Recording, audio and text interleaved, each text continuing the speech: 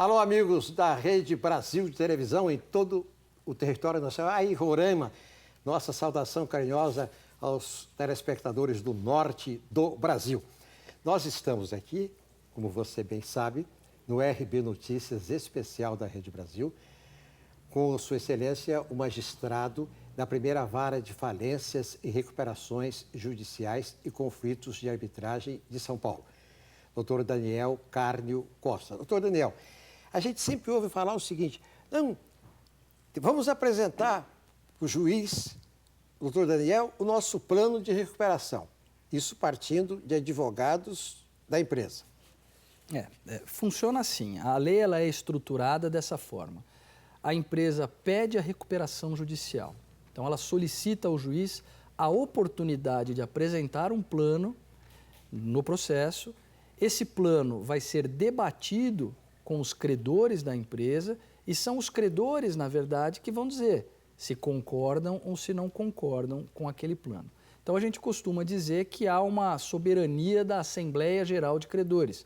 O que os credores decidirem acerca do plano, em princípio, está decidido. Entretanto, reduzir a função do juiz a ser um simples carimbador das decisões da Assembleia, acho que não seria a forma mais adequada de aplicar a lei. Então, os tribunais eles têm, pouco a pouco, reconhecido que o juiz ele deve sim ter uma conduta muito proativa durante o processo. Ele deve fiscalizar as condições em que o plano é negociado, ele deve garantir que haja um equilíbrio de forças entre credores e devedores, porque normalmente o devedor está numa posição inferior ao do credor, né? O devedor ele não tem condições, muitas vezes, de impor nada aos seus credores. Então, a lei cria alguns dispositivos para que nós consigamos equilibrar um pouquinho essas posições, para que os credores venham à mesa de negociação para discutir o plano. E o juiz tem que fiscalizar. E não é só isso. O juiz ele tem que fiscalizar a legalidade do plano. Eu dou um exemplo, costumo dar um exemplo que é absurdo, mas que eu acho que demonstra bem isso. Imaginem se os credores aprovam a seguinte cláusula do plano. Se o devedor não pagar determinada dívida em 15 dias, será enforcado em praça pública. Não tem como. Então, como é que o juiz vai homologar? Mas os credores decidiram, então, que seja? Evidente que não. O juiz tem que fazer um controle da legalidade dessas cláusulas. E mais, muitas vezes, Ney, você já deve ter ouvido falar, as empresas apresentam planos muito ruins e esses planos acabam sendo aprovados. Como é que pode, né? Como é que um plano ruim é aprovado pelos seus credores? Veja, nós temos que ver em que condições que esse plano foi aprovado. Ou melhor, como é que esta maioria foi formada? Será que houve fraude? Será que houve coação? Será que houve acordos paralelos? Tudo isso deve ser observado pelo magistrado para garantir que esse processo transcorra de maneira legal, de maneira legítima. Na medida em que nós conseguimos transformar este processo em algo absolutamente transparente, em algo no qual você possa confiar, nós vamos ter uma ferramenta extremamente poderosa à disposição das empresas para a superação da crise. Isso não é bom só para as empresas, isso é bom para todos, né? Isso é bom para a sociedade como um todo.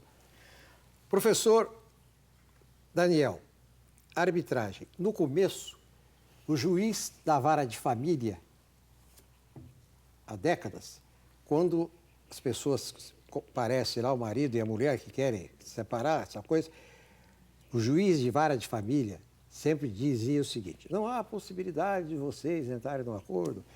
Vamos fazer o seguinte, eu vou dar 30 dias para vocês tentarem resolver esse negócio lá, se vocês não resolverem, vocês voltam aqui. Isso foi lá atrás. Agora, hoje, a arbitragem entrou como um instrumento jurídico da mais alta importância. 30 segundos eu explico o porquê.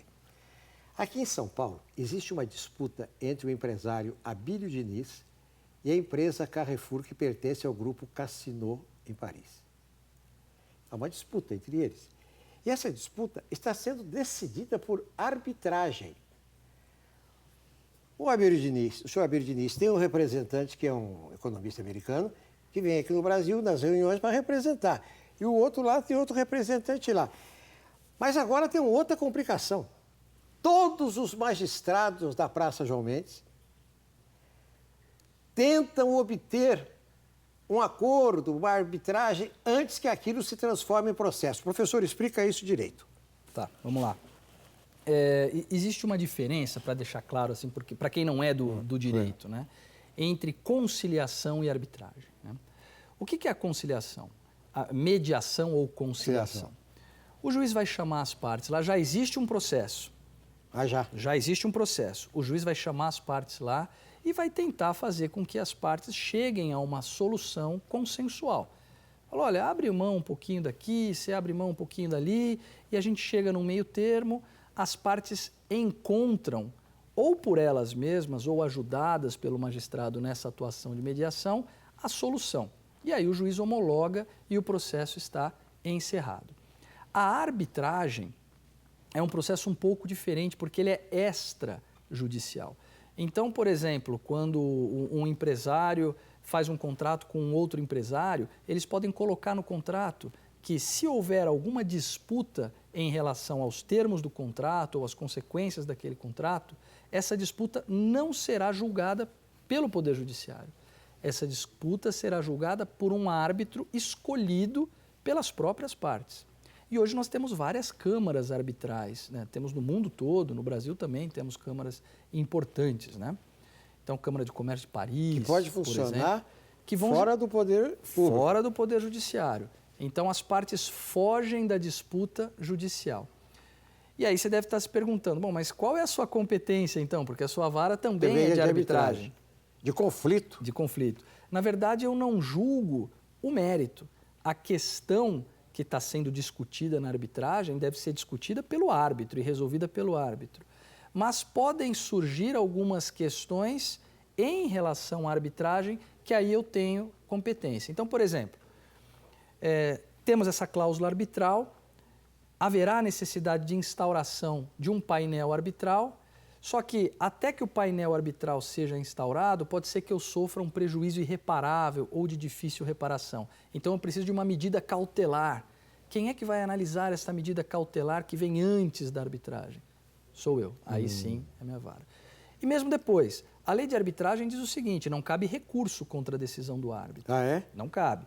Mas, se houver ilegalidade, se houver desonestidade, se houver violação a princípios de ordem pública, esta decisão do árbitro pode ser objeto de uma ação anulatória. E aí quem é que julga essa ação anulatória? Sou eu. E por fim, depois que o árbitro decide e diz, olha, o empresário, você tem que pagar 10 milhões de reais, você perdeu. Se esse empresário não paga voluntariamente, não dá para fazer a execução na arbitragem. Onde é que vai ser feita essa execução? Lá comigo. Então a minha atuação é preventiva, de análise de legalidade da decisão e de execução da decisão arbitral. Mas o mérito, a discussão mesmo, não sou eu quem analisa, é o árbitro. Excelência, ainda hoje é assim? Ou seja, o Código Civil brasileiro só contempla duas situações de decretação da prisão de uma pessoa. O não pagamento consecutivo de uma pensão alimentícia e o depositário infiel. Ainda é assim? Porque antigamente, quando eu estudava, era assim. Só esses dois casos que o direito, que o senhor pode mandar prender alguém. A Constituição continua dizendo isso. Mas o Supremo Tribunal Federal, ele editou uma súmula vinculante, que é um entendimento que deve ser aplicado a todos os casos. Ele tem força de lei, dizendo que não é possível mais prender ninguém como depositário infiel. Ah, não? Não. Então, a única possibilidade atualmente existente de prisão civil por dívidas é a prisão do devedor de alimentos. Essa ainda remanesce. Mas o depositário infiel, não mais. Doutor, quem é o fiscal de Vossa Excelência? É o Tribunal de Justiça de São Paulo? A segunda instância do senhor é o Tribunal de Justiça? Ney, eu acho que os juízes são as pessoas mais fiscalizadas do mundo. Por quê? Inicialmente, as partes no processo fiscalizam o funcionamento do processo e a atuação do juiz. O Ministério Público, quando funciona no processo, também fiscaliza a atuação do magistrado no processo. O Tribunal de Justiça, ao julgar o recurso, também tem essa possibilidade. Mas, além de todas essas possibilidades no processo, os tribunais de justiça de cada estado têm as suas corregedorias.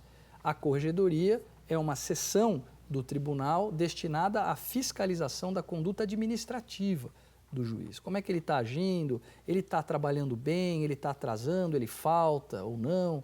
Então, o juiz pode ser punido administrativamente pelo órgão de corregedoria. E hoje nós temos o CNJ, o Conselho Nacional de Justiça, que é o órgão censor máximo, que faz o controle externo, vamos dizer assim, do Poder Judiciário. E eles vão fiscalizar, inclusive, o funcionamento dos tribunais. Doutor Daniel, o senhor já foi convocado pelo Tribunal de Justiça de São Paulo para substituir, eventualmente, um desembargador? O senhor vai responder daqui a um minuto.